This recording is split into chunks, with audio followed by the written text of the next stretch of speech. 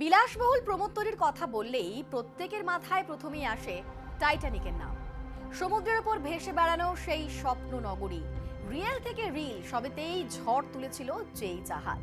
তবে এবার সেই স্বপ্নের জাহাজকে বহু পেছনে ফেলে সমুদ্রে নামলো বিশ্বের সবচেয়ে বড় প্রমোত্তরি আইকন অফ দ্য সিজ, যার কাছে টাইটানিক একেবারেই শিশু।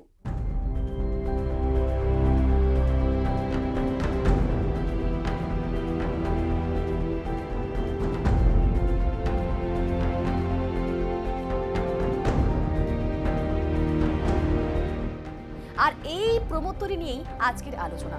আপনাদের সঙ্গে রয়েছি আমি অনিন্দিতা।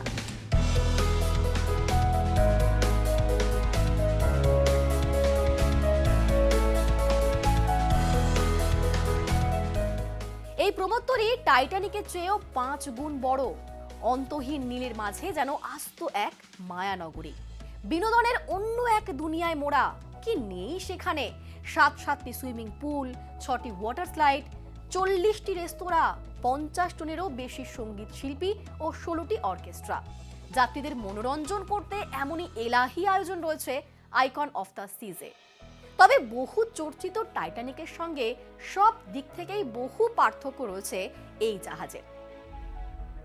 টাইটানিকের দৈর্ঘ্য ছিল 882 ফুট, সেখানে আইকন অফ দ্য সিজের দৈর্ঘ্য 1198 ফুট।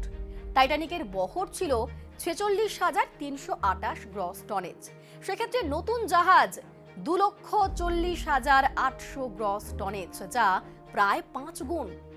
টাইটানিকে 2,435 জন যাত্রী একসঙ্গে ভ্রমণ করতে পারতেন, আর নতুন জাহাজ অর্থাৎ আইকন অফ দ্য সিজে 7,600 জন যাত্রী একসঙ্গে যেতে পারবে। অপরদিকে টাইটানিকে 892 জন কর্মী কাজ করতে পারতেন, কিন্তু আইকন অফ দ্য সিজে 2,350 জন কর্মী কাজ করতে পারবেন। আর ঠিক কি কি রয়েছে এই জাহাজে সেটাও বলে দিই আপনাদের। রয়েছে 40টির বেশি রেস্তোরাঁ, পানশালা, 7টি সুইমিং পুল, 6টি ওয়াটার স্লাইড, সিনেমা হল, সব কিছুই।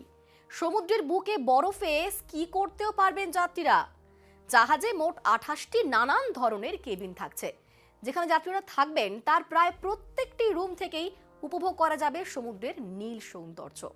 আর যেমনটা বললাম যে বিনোদনের জন্য 50 জন সঙ্গীত শিল্পী ও কমেডিয়ানও থাকবেন সেই জাহাজে। আইকন অফ দ্য সিজ জাহাজটির মালিকানা রয়্যাল ক্যারিবীয় গ্রুপের, এবং সে জাহাজটি তৈরি করতে খরচ নেহাত কম হয়নি। প্রায় $200 কোটি খরচ করা হয়েছে এটি তৈরি করতে। ফিনল্যান্ডের এক কারখানায় প্রায় 900 দিন লেগেছে এই জাহাজ নির্মাণ করতে। এবার আপনিও নিশ্চয়ই ভাবছেন জাহাজে চড়তে গেলে কত টাকা খরচ করতে হবে। নির্মাণ সংস্থা বলছে ভারতীয় মুদ্রায় 1.5 লক্ষ থেকে প্রায় 12 লক্ষ টাকা পর্যন্ত খরচ হতে পারে মাথা পিছু। যদিও পরবর্তীতে এই টিকিটের দাম কিন্তু আরো বাড়তে পারে, এমনটাই ইঙ্গিত দিয়েছে সেই সংস্থা। আর ইতিমধ্যেই যাত্রা শুরু করেছে প্রমোত্তরিটি। আমেরিকার মিয়ামি থেকে গন্তব্য হলো পূর্ব ও পশ্চিম ক্যারিবিয়ান দ্বীপপুঞ্জ। তবে এই জাহাজ নিয়ে ইতিমধ্যেই শুরু হয়েছে বিতর্ক। কেন বলছি? কারণ জাহাজটির ইঞ্জিন চলছে তরলীকৃত প্রাকৃতিক গ্যাস অর্থাৎ এলএনজির মাধ্যমে। আর পরিবেশবিদদের আশঙ্কা এই পদ্ধতিতে বাড়তে পারে দূষণের মাত্রা। এই জাহাজ থেকে বিষাক্ত মিথেন গ্যাস বেরিয়ে মিশতে পারে পরিবেশে, যা অত্যন্ত ক্ষতিকর, এমনটাই কিন্তু বলছেন পরিবেশবিদরা। যদিও নির্মাণ সংস্থা সেই অভিযোগ মানতে নারাজ। তারা বলছে অন্য প্রমোত্তরির থেকে আইকন অফ দ্য সিজ অনেকটাই পরিবেশ বান্ধব, এমনটাই কিন্তু দাবি করছে সেই সংস্থা। কিন্তু একদিকে যখন বিতর্ক চলছে, দূষণ নিয়ে প্রশ্ন তুলছেন পরিবেশবিদরা, অপরদিকে এই বিলাসবহুল প্রমোত্তরি ঘিরে কিন্তু উত্তেজনার পারদ একেবারে তুঙ্গে রয়েছে। ভিডিওটি আপনাদের কেমন লাগলো অবশ্যই কমেন্ট করে বলবেন, এবং ভালো লাগলে শেয়ার করবেন। আর নজর থাক নিউজ 18 বাংলা।